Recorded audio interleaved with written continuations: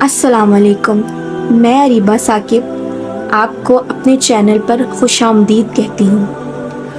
آج میں آپ کو محبت اور عشق کی ایک ایسی داستان سناؤں گی جس کو سن کر آپ اشک اشک کر اٹھیں گے۔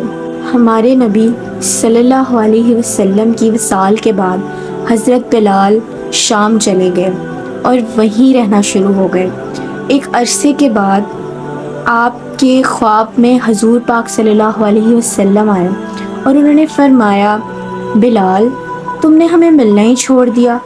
جب حضرت بلال رضی اللہ عنہ کی آنکھ کھلی تو وہ فوراً مدینہ روانہ ہوئے اور وہ بھول گئے کہ حضور پاک صلی اللہ علیہ وسلم اس دنیا میں نہیں ہے۔ کافی دنوں کی مسافت کے بعد آپ مدینہ منورہ پہنچے اور وہاں پہنچنے کے بعد آپ حضور پاک صلی اللہ علیہ وسلم کے روضہ پر گئے۔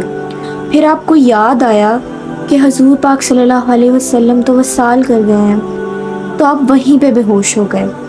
جب آپ کو ہوش آیا تو اہل مدینہ نے آپ سے ریکویسٹ کی، انہوں نے کہا کہ ایک دفعہ وہی حضور کے زمانے والی اذان دے دیں۔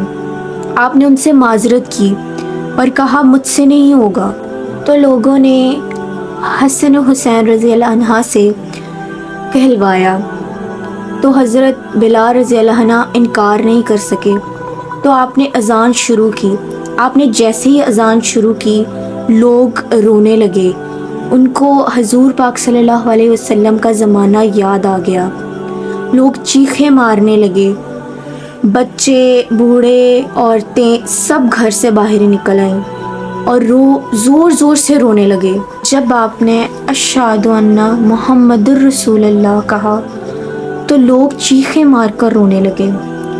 آپ کی نظر منبر پر پڑی، منبر خالی تھا، حضور پاک صلی اللہ علیہ وسلم وہاں موجود نہیں تھے۔ آپ بے ہوش ہو گئے اور اذان مکمل نہ کر سکے۔ جب آپ کو ہوش آئی تو آپ روتے ہوئے شام کی طرف دوبارہ روانہ ہو گئے۔